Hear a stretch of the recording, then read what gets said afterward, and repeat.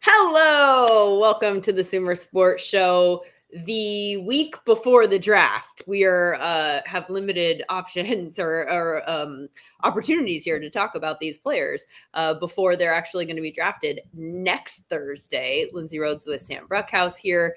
The way that we've chosen to attack this conversation today is with a fantasy style mock draft. So that means that much like how you would fill out a fantasy roster where you're looking for a quarterback and you're looking for 2 wide receivers, you're looking for a running back, and you can kind of take them in whatever order, but you got to fill out the roster. That's sort of how we're going to do this today. And Sam, I think that this will tell us several stories about what we value versus what we don't. I'm really excited, Lindsay. And as we were putting together the rules, I was scheming like Dr. Doofenshmirtz and Phineas and Ferb, and you foiled some of my schemes by adding in some cool new rules. But I think it's going to be really interesting, number one, to see where there's spots where a player is taken and then there's just not a good follow-up to that player, right? Yeah. The positions in which that will occur. And then secondarily, what positions are just the best? Like who do you have to have a guy at a certain place? And I think in a way, this fantasy style draft is going to tell us more about the prospects than the actual draft will, because there is the idea that we're building a team from scratch, which is going to be really exciting. Well, and it's kind of, it's like opportunity cost comes into play here where you're like, okay, I think is there more of a drop off after player 1 at this position or this position? And so that's how we prioritize who we're going to take earlier rather than later. And so I do think that there will be a lot of telling information that will come of this. I should point out really quickly, I am traveling with my family for spring break, forgot my microphone, so the audio will not be as good on my end. All of this is very on the road. So if you hear kids running through the hallway in the background, just know that they escaped the pool that I tried to lock them in while I was doing this supervised obvi. Okay, so why don't we get started here? We did what did we pick a name out of a hat, or we flipped a coin. We flipped a coin for the first pick prior to coming on here. Matt Stopsky, our producer extraordinaire, handled those duties, and I won, which means that I get to go first. And I have been thinking all morning about what you're going to do and what you prioritize and where the drop off is. And I am really surprised about where I landed on wanting to go with my first pick in order to play keep away to a degree. And so with that pick, I'm going to take Travis Hunter as a wide receiver. Okay, so heads up, everyone. I already told Stopsky in particular, get ready for some volume changes because Lindsay is going to take my kidneys at some point. And I did not. I thought you were going to go Abdul Carter at number 1. And I was so ready to go Travis Hunter after. But I totally think this is the only way to go right here. And just for the record, lay down some of the rules, everyone. The way we're going to do this is I should have done that. We're going to go Lindsay's going to select a player. And what position are you drafting me? Drafting him at, Lindsay? Wide receiver. Okay, at wide receiver. And then I also have to select a wide receiver in turn. And then we're going to keep going down there. That way the positional value lines up and there's no kind of gamification of the rules. Also, again, I got so excited about the ability to go first that I forgot to set the table for what we're actually doing here in terms of what our rosters must I get excited about Travis Hunter too. All good. So we're going to each pick on offense, a quarterback, a running back, 2 wide receivers, 2 flex spots. I'm going to put the fingers down. That's not working. I'm not counting properly. 2 flex spots, which can be any offensive position, not a quarterback. And then offensive lineman, 1 offensive lineman. On defense, we're going to pick an interior defensive lineman. We're going to pick an edge, 1 linebacker, 1 cornerback, 1 safety, and 2 flex spots. So the flex spots will be interesting to see where the positional depth is and et cetera, et cetera. So anyways, strategically, Hunter is my first pick, and specifically at wide receiver. Because as I started looking at some of these position groups, I just wasn't strong on any of the wide receivers. And I think even as much as I think that teams will probably use Travis Hunter as a cornerback and then maybe throw him on offense every once in a while, as opposed to the other way around. I think that he's probably better than any of the other wide receivers in this class. And so I feel strongest about having that. I think there's kind of a lot of drop off at that position from him to the next guy. So, and also maybe from the next guy to the next guy after that. So in terms of like splitting hairs about who my next wide receiver would be, I'm kind of like, I don't necessarily care as much between these guys. So that's why I chose to take Travis Hunter at that position this early.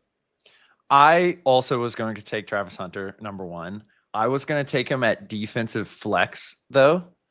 And I was just going to make the argument that defensive flex also like could flex to the offense.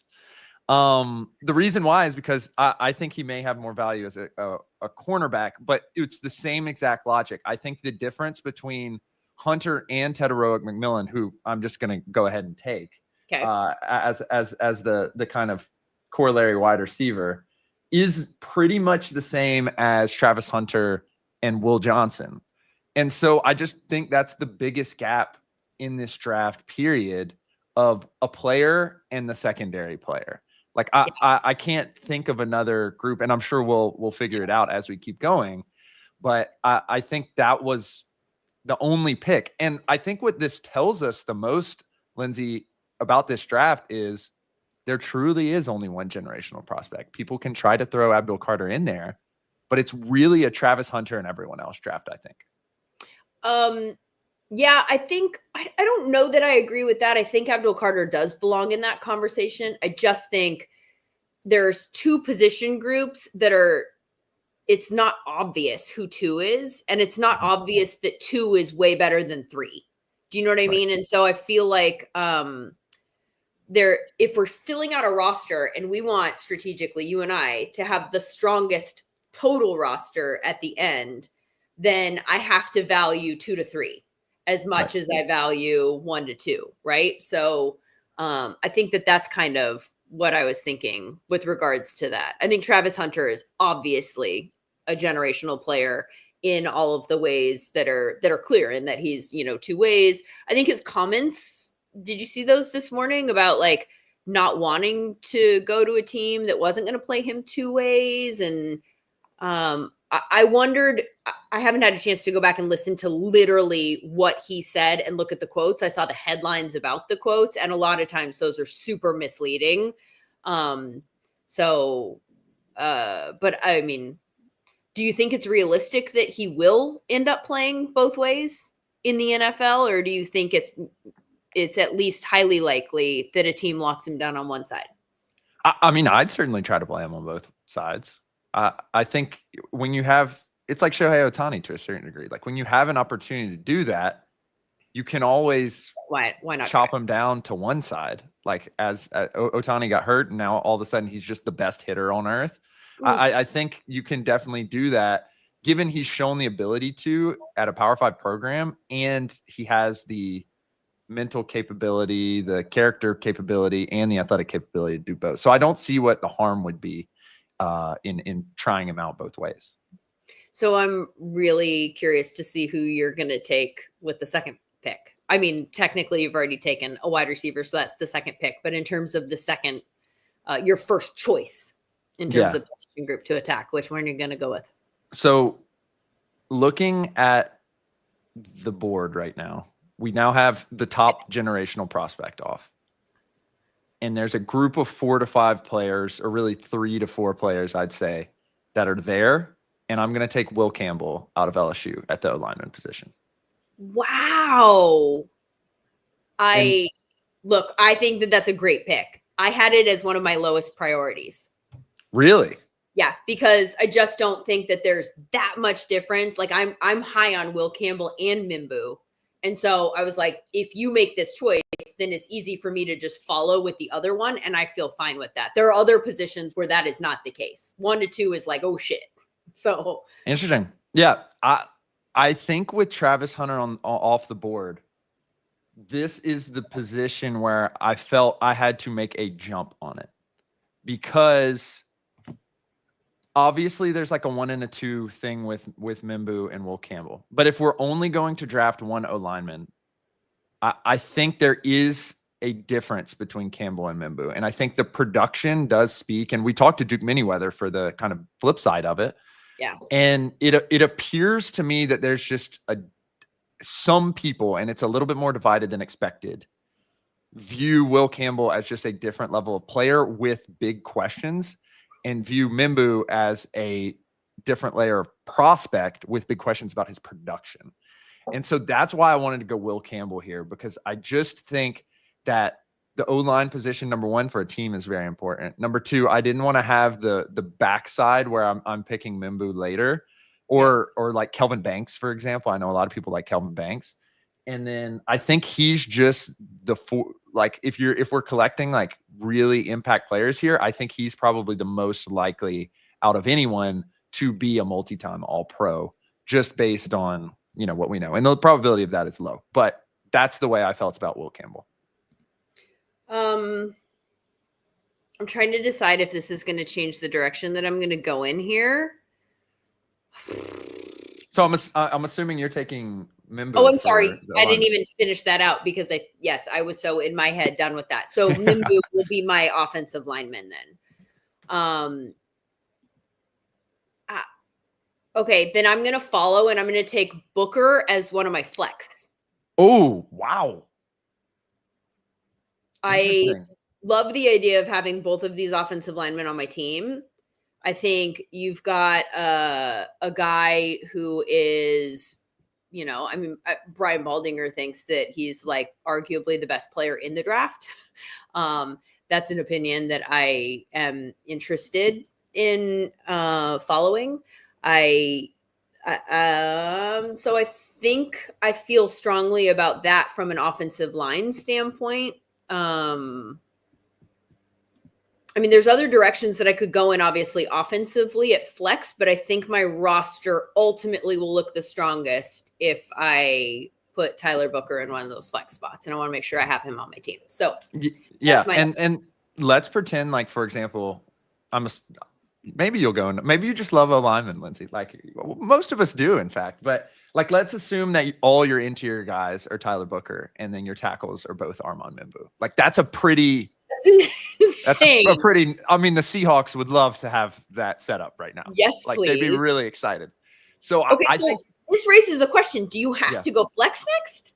Yes, I will be going flex off of this, and I'm. You know, we're kind of making the rules up on the fly here. This is your follow-up. Okay. But it gets to be any offensive player, and I'm gonna game theory this a little bit and take Ashton Genty as my flex. That's messed up, dude. That's messed up. That's messed up. I mean, in my view, talking about the blue chip players, I think there's a smaller difference between him and maybe a Marion Hampton and some of the Ohio State guys. But if I get to select him as a secondary flex pick, this is a true victory for me. Now I feel like I'm chasing, and I don't like that. I don't like that you just put me in a position to wonder if I have to fill out my running back position next, or if I should go elsewhere. Yeah.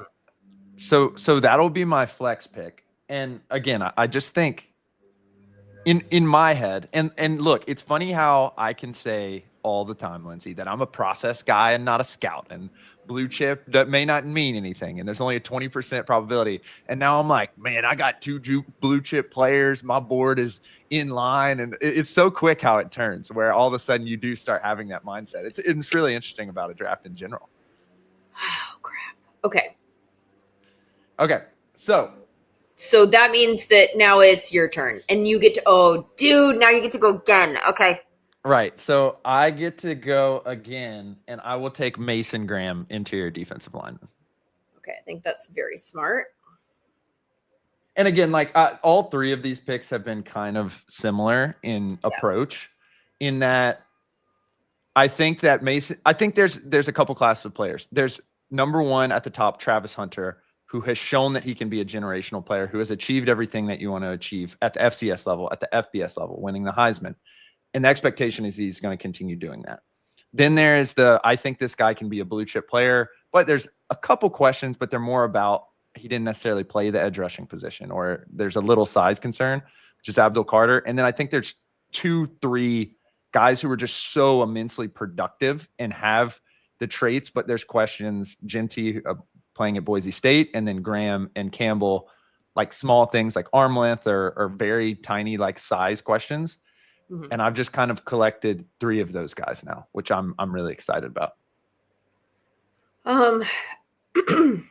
Yeah, I like your roster. I really like what you did with Ginty. That was a very smart strategic move there, I think. Okay, so my follow for defensive tackle, I'm going to go with Walter Nolan, who is an outstanding run defender, 99th percentile in run defense. SumerScore, his pressure rate 9.8% is also elite for a defensive tackle.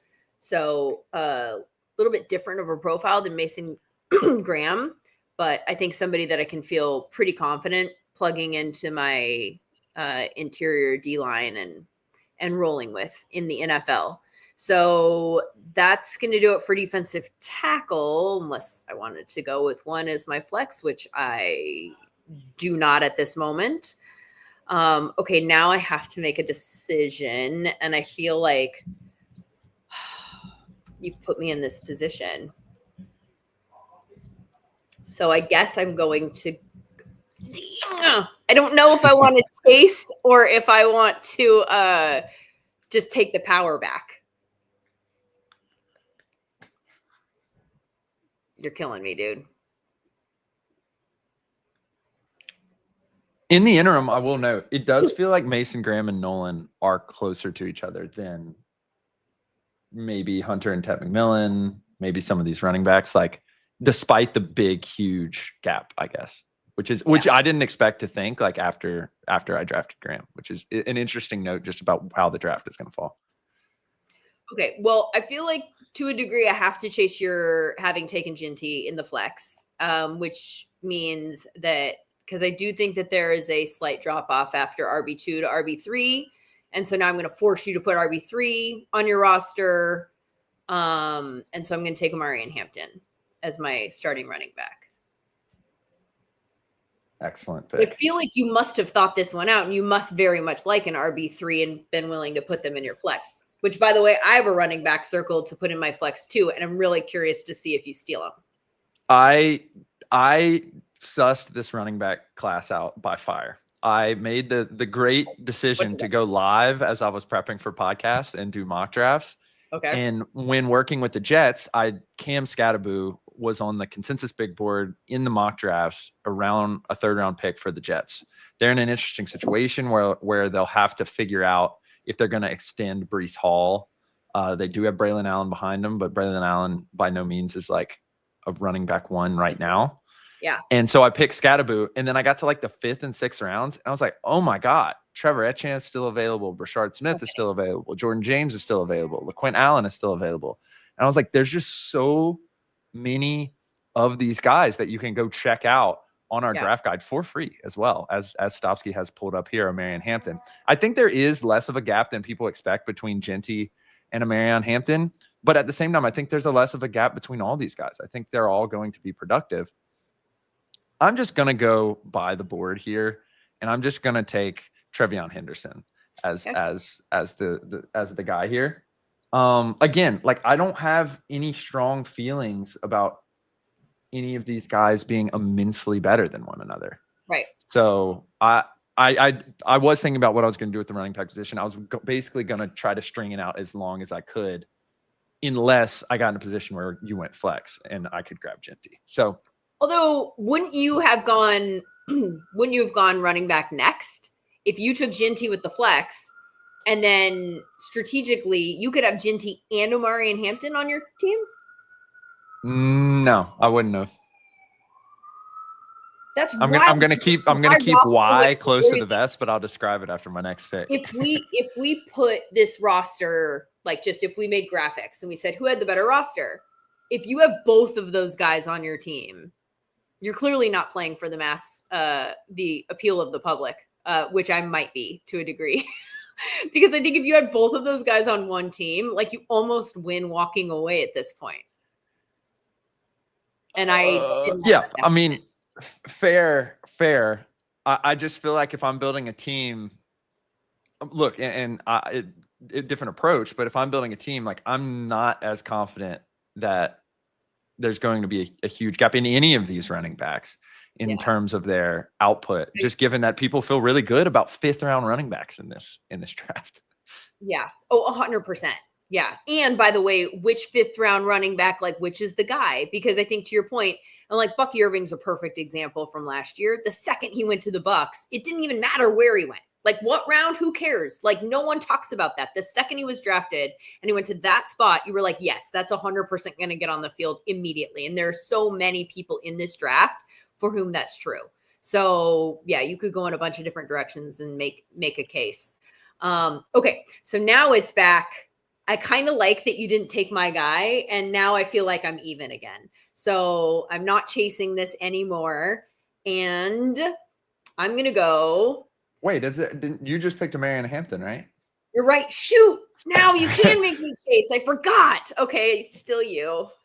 So now it is my turn, and man, this is a tough one because we've eaten up all of the top tier guys. It feels like, Lindsay, like the including a Marianne Hampton, who for positional value reasons I think is a little depressed.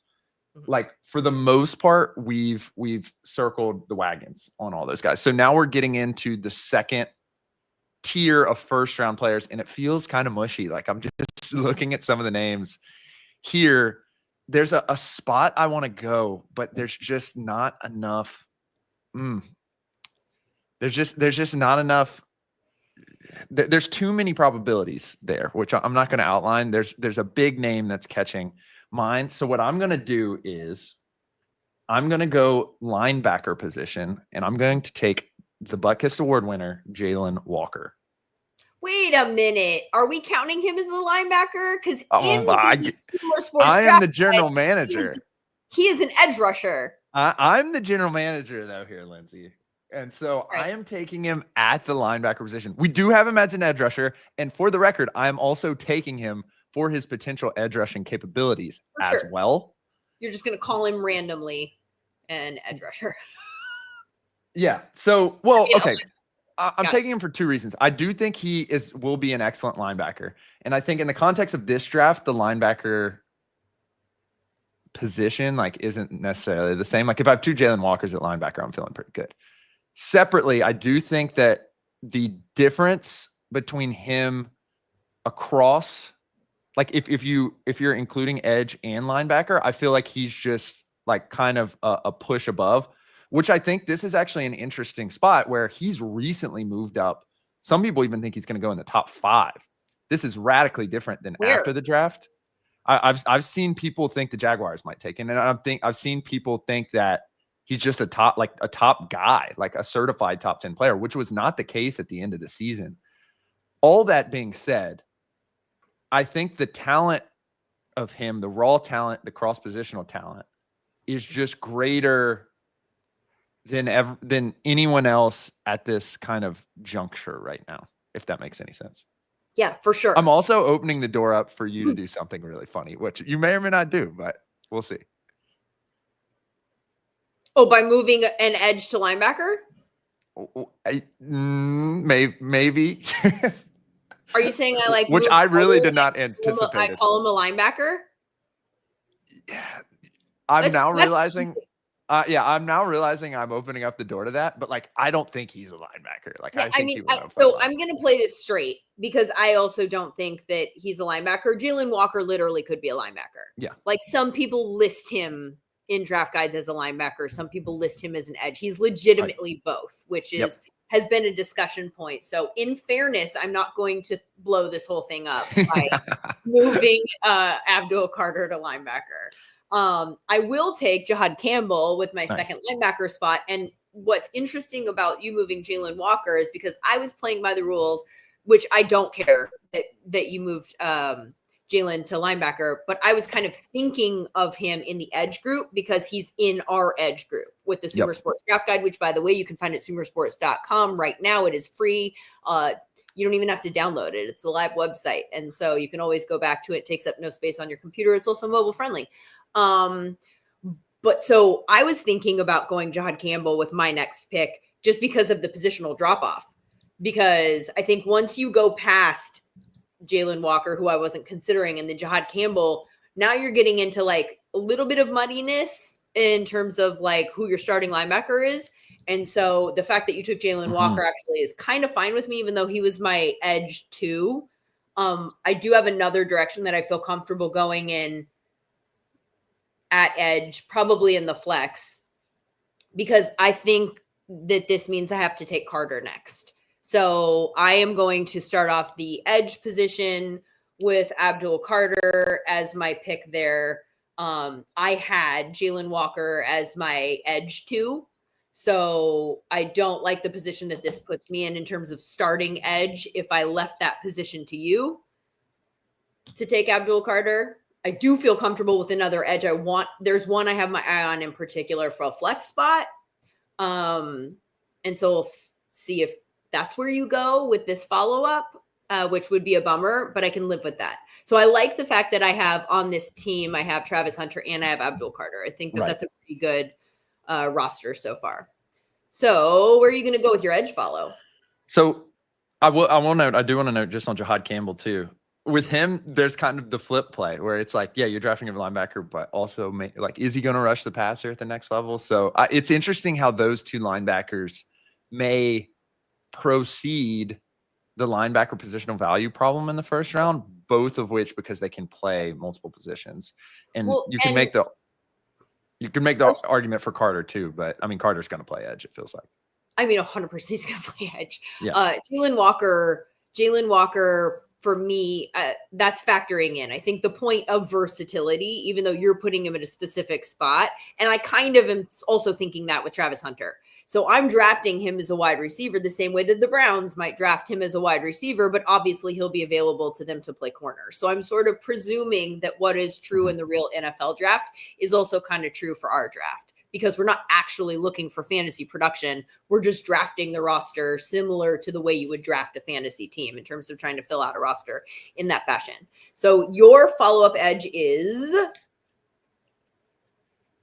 So my entire thesis about this draft has been that I have very little confidence that any of these edge rushers are better than one another, just because there's so many so high. Yep. And I always like to note when I feel like, I may have made a mistake here. I did it with Cam Scatteraboo last week at the running back position, and I'm kind of doing it right now because I was like, when you said the thing about I got Travis Hunter and Abdul Carter, that feels different than Campbell, Genty, Graham, and Jalen Walker. And like maybe in a team context, it's not, but like if we were playing basketball, Lindsay, like you have the two stars now. And so I do just want to note that I'm feeling like a little bit of a question mark about my pick, because now I don't know who to go with at the edge position, because all these guys are kind of the same, like from picks 10 to 28. And like, I'm just looking at the names and nothing's standing out. So I do have to give you the kudos there. I think that was the correct pick with Carter. There's a name that I want to have on my team, but I don't think this is the right time to pick him. Okay. So I'm going to stick with the consensus here, even though he's a combine riser, which I typically don't like. But I do like the versatility that he has and the ability to probably play 4-eye, 3-tech, and 5-tech. And I'm going to go with Shamar Stewart. Okie dokie. Shamar Stewart. Now you get to, obviously, Shamar Stewart, the conversation is production versus athleticism and a lack of production, but eye-popping traits. And so you're betting on the production catching up. Right. And I think given my defense right now, he's going to be able to kick inside and some of the production won't be as worrisome. Again, when you're looking at the frame by frame grades for Shamar Stewart, the dude's excellent. He's a gap shutter. That being said, he's just not the most productive guy. And I think that means more a little bit inside when you have a Jalen Walker who's, either roving behind him or coming off the edge, and a Mason Graham playing 1 or 3 tech.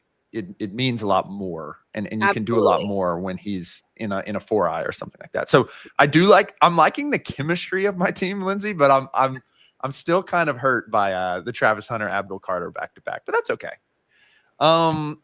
So I think the move I have to go here at this point, because I just think there is a drop off, at least in like the high end, is the cornerback position. So I'm going to go with Will Johnson here at the cornerback position, because I do think there is a difference between him and Jahdae Barron, who played mostly in the slot, and then the guys with massive question marks: Savon Ravel, injury; Benjamin Morrison, injury; Amos Thomas, all these other guys kind of down the line. So I'm going to go ahead and go Will Johnson.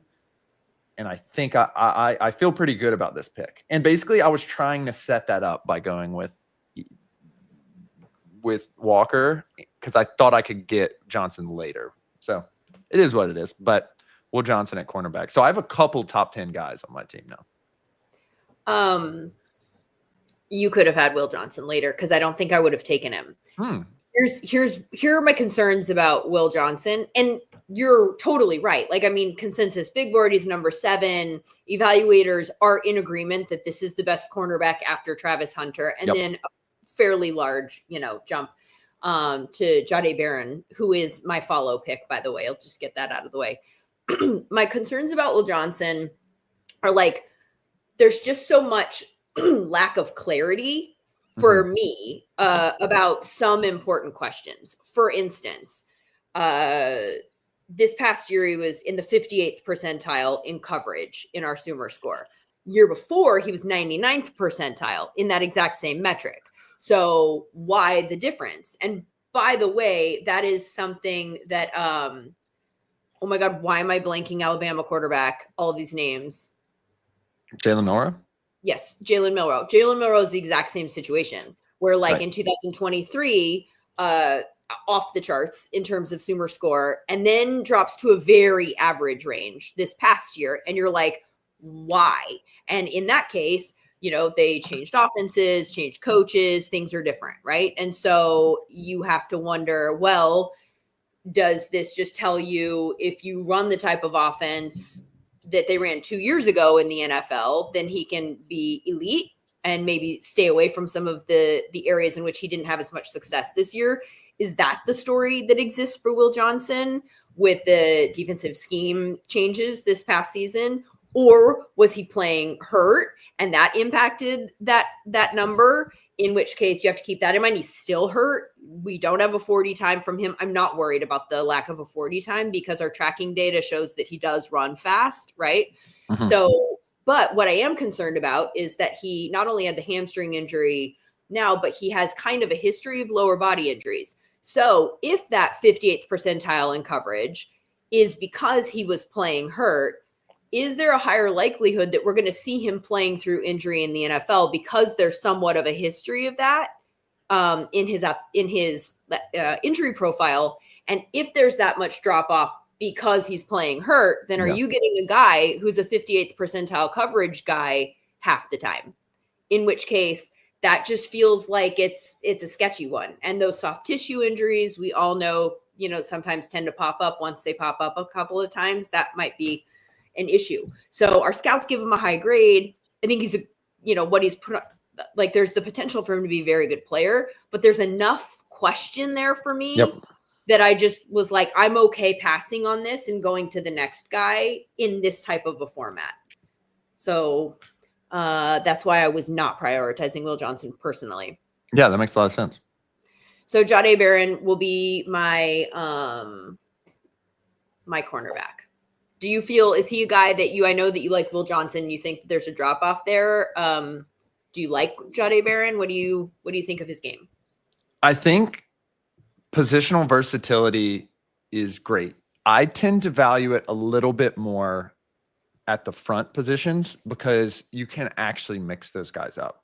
I get worried when a guy has played safety and slot corner. And I just question, especially when you're going to go play teams like the Ravens or the Chargers or some of these teams that like playing heavy personnels, that this guy's just not going to be able to cover on the outside. I think there was a little bit of this with like Mikey Sanders still last year, who played a lot of slot corner. in Jesse Minter's system at Michigan. And then he was able to, for the most part, play outside cornerback in big moments in the playoffs. But I do get a little bit worried when I haven't seen a guy be an excellent outside corner all the time.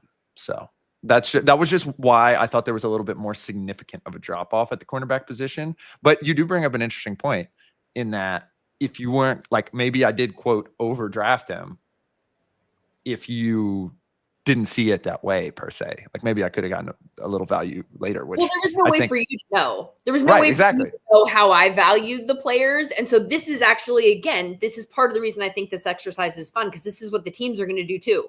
Precisely. They're going to go, I like this guy a lot better than the next guy. I don't know how the rest of the board is going to see this. And so sometimes you have guys that feel like the teams reached for them, but that's because they valued them that way. And who's to say that the next three teams picking didn't see it the exact same way? Right. And if you want your guy, then that's what you got to do. Yeah. And that's totally like a little literal psychological fallacy. And I cited that in one of my earlier mock drafts with regards to the quarterback position this year. But it's interesting to see how it just pops up with the cornerback position, for example, or, you know, some of these other positions where there is kind of a gap in the consensus for some of the players. So I get to go next. And I cannot believe that this actually is still available to me. And I'm so happy right now because I was going to take this number one because I didn't want the other option. But then I realized that you're fine with the other option. And so I rolled the dice that I was going to be able to stack my roster in this way. And every single time it was my choice, I thought about going in this direction and I didn't. And I'm so freaking glad that I didn't. With my quarterback pick, I'm going to take Cameron Ward from the University of Miami. Yeah, I knew there was going to be game theory about this because data scientists, and I think this is going to be excellent because we're going to have very different looking teams. You're going to have the top three guys, and I'm going to have every other guy after that. So it's like, what is Draft Curve Sam over here, who spent all last year researching draft curve and draft history? To me, that makes a lot of sense. But basketball Sam is like, oh no, I just missed out on the three top stars. To where, Lindsay, I'm sure you're thinking like, I've been, my understanding from everyone who my excellent networking connections in the media and from what I think is that it's a 3-guy draft and then everyone else. And so this is really showing the dichotomy of how these teams are going to approach this, because in my head, I'm thinking, yeah, I got everyone else.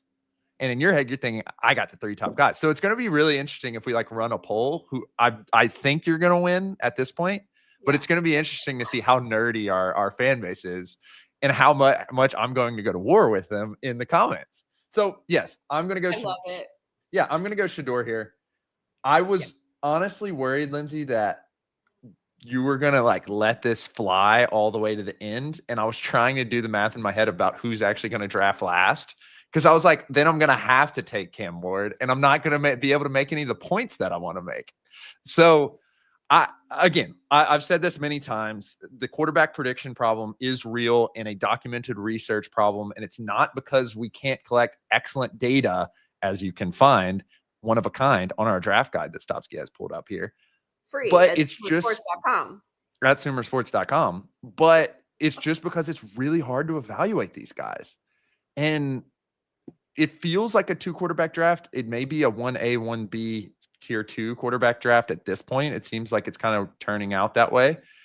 But altogether, I'm totally fine with this from the data perspective. From the looks perspective, it's getting a little hot in here, Lindsay. Oh my gosh, so great. I'm so excited that was available for me. By the way, though, I just want to clarify, because while I do feel like there's a drop in my comfortability in terms of drafting these 2 guys, the reason that I didn't take Cam, as I said, like I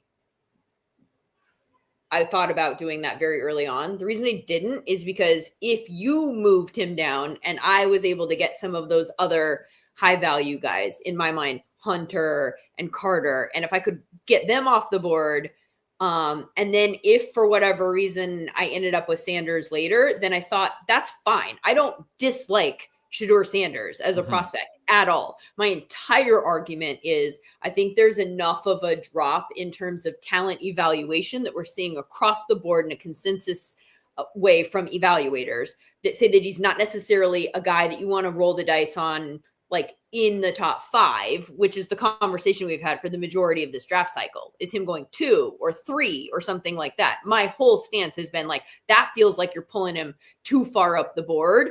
And that feels a little bit like a gamble. And also the opportunity cost there is massive because you still have Hunter and Campbell in the case of the Cleveland Browns pick at 2 on the board. And you're passing up on somebody that people that everyone seems to agree are generational talents. Or can't miss prospects, and maybe the only 2 in this entire class. And you're doing that to pull up a quarterback that is on the consensus big board 32nd, according to the Athletic, which is, by the way, a consensus big board is a compilation of just big boards. So evaluators, how they rank the best available. And so if he is on average in that, low 30s range, then to me, that just feels like too much of a stretch in that way. I don't dislike him as a prospect. And so I was fine if you ended up taking Cam Ward at some point with taking Shedeur also. In this case, I would prefer Cam. So it played out that way for me. All right, so you get to go next. So I'm going to strategically keep this explanation very short. I'm going flex position, and I'm going Tyler Warren. Okay. And I'm going to allow the chips to fall where they may after that. I mean, I think that kind of feels like cheating, but I actually like what you've done strategically with the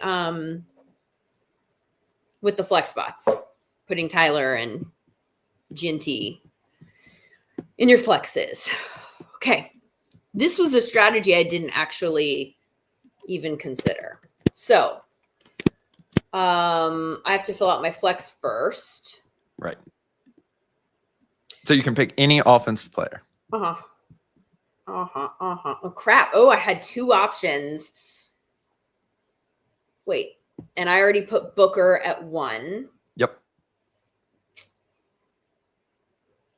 And I need, what else have we not done? So we have 1 extra wide receiver spot. I believe that is it on offense. Wide receiver 2. We have tight end, and we have the second flex, which you just did. Okay, I'm going to go Cam Scatabo. Scatabo. Ooh. When you were talking about him earlier and the process of explaining your thought, and you started with him, I got really worried that that's where you were going. And I heard everything that you said about strategy. I like him. I think, I like that style of running back that will run through your face and also can catch the ball out of the backfield. It feels like, not in terms of a stylistic comp at all, but like he just makes me think of like Bucky Irving last year in the draft. And it was like, okay, where he lands, he was one of my favorites in the process to just be like, if he lands in the right spot, man, I'm drafting him in fantasy. And I feel that way about Cam. Cam kind of feels like you could overthink it, or you could go, he's going to land somewhere and the spot that he lands is going to value him. And if it's a spot that gives him an opportunity to get on the field, maybe a little bit like a poor man's Christian McCaffrey ish. I don't know. I like him. So I'm going with Cam Scatabo. Scataboo. Is it Scataboo or do you say the boo or the bow? Pretty sure it's Scataboo. That's how they would say it on ESPN. But you say everything. Scataboo also sounds like it could be like a Louisiana type of way that you would say a name. And sometimes you say names like that. And so I don't know if I should trust you. It's a great point. I'm notoriously not great at enunciating words, and I do have an accent. It's a very excellent point. I'm consulting the tape here, and how are you doing Dane, that while we're on? I'm going to the beast, and Dane does not have Dane Brugler, who I default to at all times for pronunciations. Scataboo. He does have it. It's in the background. Okay. So Scattaboo, B-O-O. Thanks, Dane. Cam Scattaboo is on Team Rhodes. Cool. So now that means I get to go next. Right. Because that was my follow. Yep. All right. So now you obviously put me in a position to chase, and chase I will. I will take the tight end position next, and I will go with Colston Loveland. There is no chance in the world that I'm letting you have him and Tyler. And I also, and I'm not just saying this to make you feel bad, but I have him ranked ahead of Tyler. Okay. So that's who I wanted if I were to pick. I think he's a maybe a more polished route runner. I think that their styles are so interesting, right? Because you've got like Tyler Warren, who's maybe the guy who adjusts for passes in the air, and then he's hard to bring down. And to me, that tells a story to a degree about just athleticism winning out, right? And then you've got Colston Loveland, who has been described as a more polished route runner. I mean, in a minor way, he has more length, right? So he's a little bit taller. He has a little bit longer arms, which is important when you put him in line. I thought that Nate Tice's evaluation of him, or both of them as inline blockers, was really interesting. Talked about how Tyler Warren, he questioned his ability to stand out as an inline player, and the blocking ability. Didn't block defensive ends in college. They kept him off the ball. It was more of like an on the move blocker. And that Colston Loveland became a better inline blocker by the end of the year than Tyler Warren, and noted that he got better as the year went on. So two things here in that profile that I find interesting just in comp with each other. One, from an inline blocker standpoint, I like the fact that we saw the production increase, like that we saw him get better. So you know that he is an on the rise player in that area, whereas I don't know that that's true for Tyler Warren. And also I like that you're winning in ways that feel like once you pick up your game and you put it in the NFL, can you still win just on athleticism? And I'm not saying, I don't want to, like narrowly define all of the Tyler Warren stuff as that, but it reads more like that to me.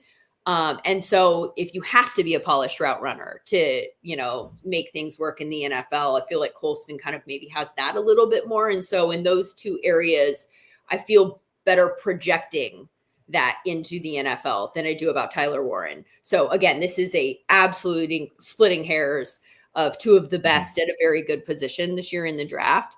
But I think that I would have gone Colston Loveland first anyway, but I like them both. Right. I did take Tyler Warren at the flex to try to give myself the opportunity to get Loveland. But I also did it because we've heard all draft season that this is a very deep tight end position. Yeah. And I knew that if I could get two of them, it might have been better than getting two of another position where there's more gaps and there's more holes and there's more question marks. This also is lining up with my strategy to eat up the entire rest of the top 10 or at least the guys that are around the top 10. So I like that pick. The question becomes, who do I go with at the tight end position now? I'm in between two guys. One would be Mason Taylor, who's just next up, who I like. I've watched a lot of at LSU. I worry about his ability to block. I'm not very worried about his ability to be a target earner. The other one is Harold Fannin, who I think is like a boomer bust. If he goes to the 49ers, everyone's going to be really, really frightened of him for years to come. I'm going to go with Mason Taylor because I just think, especially given I have Tyler Warren, who can play a little bit more in line, we can do more with him. And I also love 12 personnel. So now I have the true 12 personnel guys. But I just think it's a good pick. And I feel like given that the tight end position is the strong suit of this draft, I'm happy I came away with two of the top three here. Yeah, I think that's a good call. You get to go next, but I just want to really quickly recap what we're looking at here. So in terms of the positions that we still have to fill out on offense, it's just the wide receiver 2 spot. And then on defense, we still have to fill out our safeties. And then we have 2 flex spots available to us on defense. Right. So I'm in an interesting spot here because it's the meat and potatoes draft, and we are in we're in like the meat of it. Like now there's just a ton of edge rushers, interior offensive linemen and interior defensive linemen available. Wait, we need to go back and we need to think this through. Is this the potatoes part of it? Like, what's the meat and what's the potatoes in a meat and potato? This is an excellent point. I don't know what the potatoes are. It feels like the potatoes are the carb. So, like, that's just like the bulk. Yeah, I don't know. Like, the meat is the main course, right? Yeah, that's a good point. I was just thinking of it as like there's a bunch of really big dudes. So that are meaty. Much better interpretation of this than I. As a result, yeah, there's a couple positions that are available. I just don't think there's enough differentiation between some of those positions. I think where the only spot where I'm noting differentiation is interior defensive line. So with my flex defensive pick, I'm going to go with Kenneth Grant. Flex defensive pick, Kenneth Grant. Okay. And I'm now realizing that I appear to be building out the 2000 and whatever Rams team where it's just like a bunch of big dudes that on the defensive line and Aaron Donald to just try to set Aaron Donald up for success. But I got a nasty front right now. Shamar Stewart, big guy. Mason Graham, excellent. Kenneth Grant, big guy. We got Jalen Walker roving around. I'm feeling good about this defense, Lindsay. I don't love the fact that you went flex first.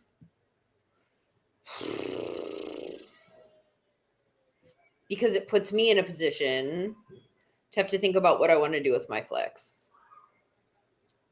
I know what I'm going to do. Okay. All right. So you went Kenneth Grant. Yep. I am going to screw you right now. I'm going to go with Malachi Starks. Nice.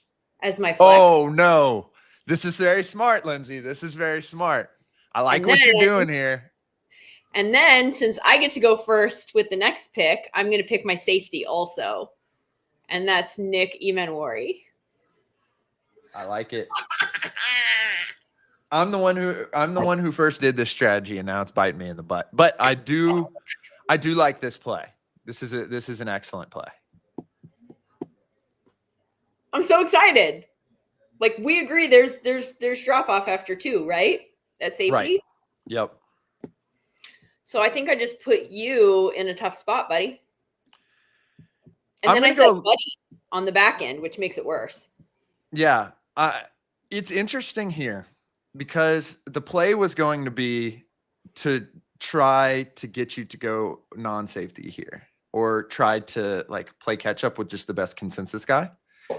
And now I'm sitting here with safeties that are way down the line. So I'm going to get nerdy and I'm just going to take a guy who is like down the way, but just had an excellent year in terms of our analytics, particularly like going back to 23. And that's going to be Kevin Winston out of Penn State. So, I'm skipping over Makuba, skipping over Watts, who I also think is pretty good. But, shout out the SumerSports. I'm going to go Kevin Winston here. Okay. Kevin Winston is his safety. Now, in terms of your theory about like once we pose these rosters to the public and you were thinking that mine would be like, oh, I got the top, I got the basketball squad and then like the nerds would be super into yours. Like this further solidifies that to a degree. To a degree. Someone who likes Kevin Winston a lot more than consensus is going to be like, that's my guy. Yeah, exactly. And there's 2 items. Number one, Xavier Watts, the defensive backfield of Notre Dame was one of the better ones in the league. In the NCAA last year, as was Texas. And Texas just played like a ton of zone coverage. And I think that Winston played like a little bit bigger of a role. And I just think there is value in a player in this format of saying like, I'm just going to jump and get this guy because I'm not going to no one else is going to draft a safety at this point. So he's coming off of a knee injury, but he was excellent last year. And I do think there's an element of these guys, particularly with regards to Nick Emenwari, which is why I'm like, okay, that this happened at this. If this would happen to me at the tight end position, I would have been upset. But like Eamon Worry is another one of those guys who's a combine riser. And I think there's a lot of people who question his actual ability to translate to the next level, given he's like a pretty straight line safety guy. And, you know, there's the Jeremy Chin comp that is always out there. I've heard differing opinions on whether he's going to have the same problems that Jeremy Chin has. But on the flip side, you now have the 2 top safeties. So moving on from that, looking at the board, it's basically just flex defense and wide receiver offense, right? Wide receiver 2. Right. So I think what I'm going to do I'm very passionate about what happens next. And so I'm like nervous about what you're going to do. Very passionate about what happens next. I think what I'm going to do is I'm going to go with a combine faller and you know, just ignore some of the rumors out there. And I wanted this guy on my team kind of no matter what, which again, like look at what this format does to people. Yep. I mean, it's just disgusting out here, Lindsay. My guys. Yeah. It's just a disgusting act, but I am going to go flex defense. I'm going to go James Pierce. Oh, shit. That actually, sorry. That is not what I was passionate about, but that was my flex that I had locked in there. And now I'm going to have to like scramble to find another one. I like that pick very much.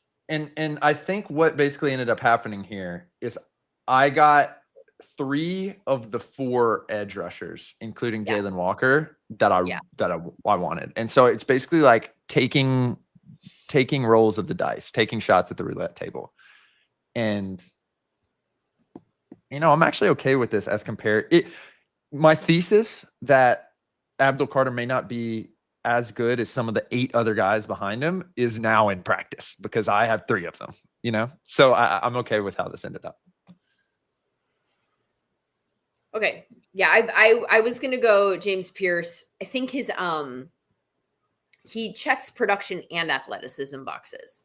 Mm-hmm. Right. And so, and that I feel like that's a big thing that we're not seeing consistently at the edge rusher position this year outside of Abdul Carter. Like the next tier is like, there's a question in one of the areas. And in his case, it's this like the anonymous character concerns that are attached to that, which are always kind of tricky to evaluate. But just in terms of a football standpoint, this is a guy, as you're seeing on your screen in the SumerSports draft guide, has a 22% pressure rate. You see that there is a blue attached to that. That means that it's elite. That's top 15th percentile. 21% pressure rate against quality offenses. So you see him have this success against good opponents. I think that he's probably a guy that, assuming the, you know, again, I hate giving air to it because I don't know any specific stories, but like when you hear character concerns, it's like, let's say that doesn't play out, right? Like maybe that's founded and that will be problematic. But if it doesn't, then, you know, you've got a guy here that I think you're going to get for a pretty good value in the real draft if he in fact falls. Yeah, so this he feels like he's going to be the Jalen Walker of this draft. Wait, not Jalen Walker. Jalen Carter of this draft. There's so many Jalens nowadays. Yeah.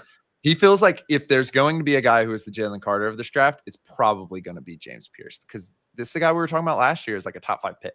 So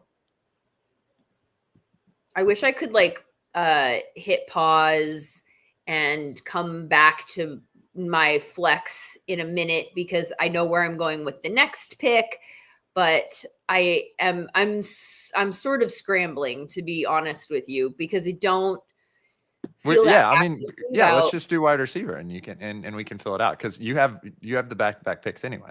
Okay, because nothing matters about that. So, okay, I'm going to buy myself a second to just look. And for wide receiver, I am going to go with Emeka Egbuka. So I'm going to leave Matthew Golden on the board. Yep. And I'm going to go with Egbuka. And partially this is because I think he is really good at a specific thing. And I think that that specific thing is something that offenses are trending towards using more and more. And I have said, so he's a power slot guy. Right. And I think that the number of times that, when we're at Super Bowl on Radio Row and Senior Bowl on Radio Row, and like there is no Radio Row at Senior Bowl, but you know what I'm saying? Combine. So if the number of times that I've hopped on shows with various cities to talk about their specific team, and I feel like I've said a lot, I would love a power slot on this roster, build it out that way. Like the Chargers, I think, probably won't go in this direction, but like, maybe in the second round or something like that. Like I don't hate the idea of a power slot on the Chargers. I like the idea of a power slot on the Raiders, to be honest with you, because I kind of feel like the way that their wide receivers are currently constructed, you've got guys who can operate on the outside, and then you bring this guy in, and you already have that tight end in Brock Bowers. And I kind of feel like now you're sort of building in a way that reflects the Lions offense to a degree, where like maybe one of your primary wideouts is in here and the tight end is also heavily used. So I don't mind that there. I mean, I think like if you get him on the Rams, the routes that he shines on are kind of similar to the ones that we've seen Cooper Kupp and Robert Woods run a lot for them. I think he's just a really interesting guy. And in a draft where the high-end wide receivers we're looking at, we're saying like solid number 2, in the case of Tet, maybe immediate number 2 with a ceiling to be a 1. Like that's the kind of draft that we're looking at. So in that case, if I could just plug in a 2 that plays a role that like is not your, normally with like a high-end 1, you're looking for an X, and he is not that. But I think we have examples now of your 1 could be a slot. I just think he's such an interesting piece. And so I wanted that piece on my roster. It's not shocking to me that wide receiver ended up being the last spot. The reason why is I think there's Hunter and then Tet, who are maybe in the wide receiver market, they're the same. But there's a 1A and 1B there, it feels like. And then there's like 3 guys at the end, and I was going to be comfortable either grabbing Egbuka or who I'm going to pick with. And this is the same thing as Pierce. Here's a guy last year if he could have left as last year, he would have been a top 10, top 20 pick. Like he would have been in the Marvin Harrison Jr. class type stuff. That's how productive he was at Missouri. And then this year, basically, even to the end of the year, he was still rated pretty highly. He dropped off. That offense looked atrocious. Brady Cook broke my heart. I had him as a dark horse Heisman pick. And I just think this is a guy who is talented and had a just awful year last year that really wasn't even related to him. And I understand that there's like discussions out there of off the field stuff. But if I'm making a bet, I'm going to make a bet on a dude who was so immensely productive last year that he was talked about with the likes of Malik Neighbors and Marvin Harrison Jr. And there's not a player in this draft that ever was in that place.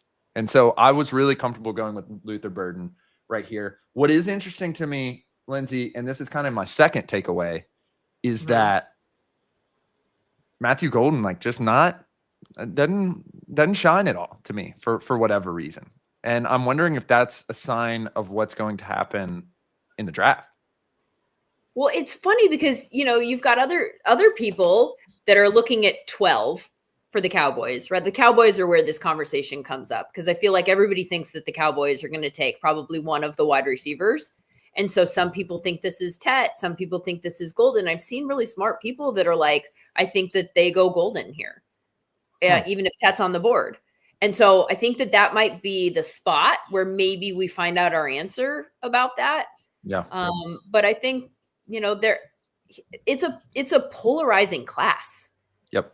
Because it just feels like, and we've said this over and over again about different position groups where like outside of like edge, for instance, you go Abdul Carter and then you go however you view them. And the boards might look wildly different from one team to the next. And I think that that's obviously true at wide receiver. And it might, if you take Hunter out of the mix at wide receiver, it might be true right from the get-go. So I think that one is a really interesting position group. Okay, so for my flex, I was trying to decide between Mike Green from the Marshall Thundering Herd with, the small school stuff that goes along with that. You don't really know what to make of the numbers to a degree. And then you also have Mikel Williams from Georgia. And honestly, the fact that they're back to back on the consensus big board. Since I didn't feel passionately about this, I decided to consult with the consensus big board and go with the wisdom of the crowd, but they're literally 14 and 15. So I'm not going to do that. Williams does have the fact that he's from Georgia going for him, and that always works, right? Like, I mean, go ahead and draft him, Howie. But I think I'm going to go with Mike Green, and I'm going to do so with a nod at our draft guide. Because if you pull up his page in the draft There's guide, a lot of blue on there. There's so much blue on here. Now, again, Marshall, quality of opponent, you have to take all of that into consideration, right? But you're looking at an elite pressure rate, 16.9. You're looking at an elite pressure rate against quality offenses. So maybe that's the important note here because of what we're talking about in terms of not knowing how to gauge this. 18.4%. Early down pressure, elite, 15.7%.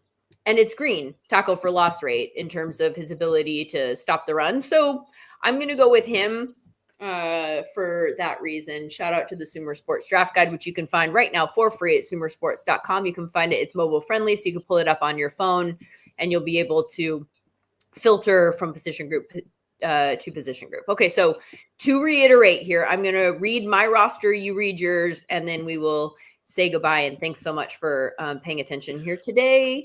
Just to pop in, Lindsay, if there is something you don't feel good about in the context of the draft, I'd be really interested to hear it. Because I think that's what I've really been taking away from this. Oh, you mean like positions? Yeah, just a place you were like, oh, I didn't think of that. In terms of like the actual draft. Well, I mean, it's interesting because I think that I think I screwed you at safety, for instance, which is just a stronger statement about the fact that there's two. And then it's like, I don't know how good you feel about the next guy. But safety also feels like a lower positional value position. So it's not like people are going to, run up the board to grab a safety, but maybe if somebody desperately needs a safety and that's like what they need to make their roster click, then they might feel like they need to make that move more expeditiously in this year's draft. Wide receiver. I mean, but we've been talking about that kind of a lot, right? That what do you think happens at wide receiver if like the Cowboys don't go wide receiver at 12? Like, is there a chance that these guys fall farther than we were expecting? What about you? Yeah. The big takeaways, I think, for me was the safety takeaway was a good one. The second one is that there's a clear top three and then everyone else, or really top two and then everyone else. But it's really that once you get past maybe the Cowboys pick, like you're in a whole different world. So, lovely. Thanks, Superbrain. It's by the way, we're going to create a graphic and I'm going to wipe the floor with you. Like, this is like my roster when put to the masses. They're going to be like, yeah, that one, which by the way, I can't tell you the number of fantasy drafts that I've had shared with people. And they're like, no, so-and-so won. And I'm like, no, there's a strategy to what I did. And you just don't know the answer yet. And that's true for this one too. Like, you can absolutely have identified players that will be better. And right now, people are going to go right. Lindsay's That's roster the wins. optimism of the draft, though. That's what's so exciting about the draft. I know. It's so fun. So this has been a blast. My roster, just to recap real quick on offense, Cam Ward, Travis Hunter, Emeka Egbuka, Marion Hampton at running back. Tight end is Colston Loveland. Offensive lineman is Armand Mimbu. And my flex players are Tyler Booker and Cam Scattaboo. And your offense is? I got Shador Sanders at quarterback, Trey Henderson at running back. I got Tet McMillan at wide receiver, Luther Burden at wide receiver, Will Campbell at offensive line, Mason Taylor at tight end, and Tyler Warren and Ashton Genty at the flex positions. At interior defensive line, I have Mason Graham. At edge rusher, I have Shamar Stewart. Linebacker, Jalen Walker. Cornerback, Will Johnson. Safety, Kevin Winston out of Penn State. And the flexes, Kenneth Grant and James Pierce. I feel pretty good about that as a team. My defense is Walter Nolan on the inside. My edge rusher is Abdul Carter. My linebacker is Jahad Campbell. My cornerback is Jade Barron. My safety is Nick Emanwari. My flex player is Malachi Starks. And my other flex player is Mike Green. All right. Now we'll put this to the masses in the form of, I just can't wait to hear what people say in response to the graphics, because I do think, honestly, a SumerSports audience might find people that like highlight some of your guys that you had to kind of just go, okay, now I got to go find a plan B, for the reason that we're not seeing as much conversation about some of the guys that you ended up drafting, which I think is cool. Thank you so much for being here with us. We will be on Sirius XM NFL Radio on Friday, 7 p.m. Eastern, with Thomas Dimitrov, Sam, and I, throwing just like whatever we want to hit. We've been going position group by position group for the last few weeks, and now we can just sort of wrap it up with like thoughts that we need to hear him discuss in terms of themes to this year's NFL draft from a general manager's perspective. So I'm really looking forward to the leeway that conversation affords us. Again, that is channel 88, 7 p.m. Eastern. And we'll be back again next week with the draft. We will have live draft coverage right here. SumerSports will be going live during the draft. So pull us up on your second screen and spend some time with us. Thanks so much for hanging out with us today.